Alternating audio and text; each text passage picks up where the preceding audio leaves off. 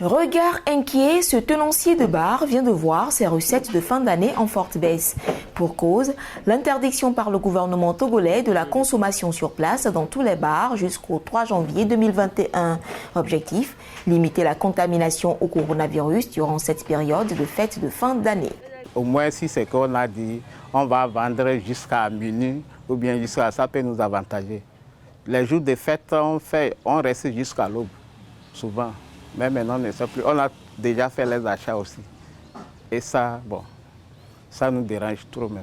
Afin de limiter la propagation de la maladie, il a été entre autres interdit le rassemblement de plus de 15 personnes, les pèlerinages et camps de prière, des événements à caractère culturel et commercial, des mesures applicables sur la période du 20 décembre au 3 janvier 2021 sur l'ensemble du territoire national. Cette décision, non seulement il pose un problème de déficit économique, mais il pose aussi un autre problème, celui de la contamination qui n'est pas résolu. Cette période appelée couvre-feu par le gouvernement togolais inquiète les populations qui craignent pour leur vie. Jusqu'au 3 janvier, elles sont invitées à ne pas sortir dans les rues à partir de 22h GMT. Même au cours donc, de cette période de pandémie, les premières heures du couvre-feu décrété au Togo, il y a au moins 2 personnes tuées.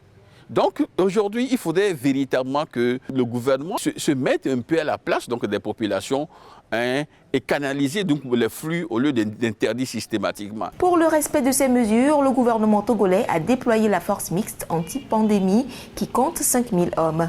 Le pays est à plus de 3400 cas confirmés depuis le début de l'apparition de la maladie au Togo.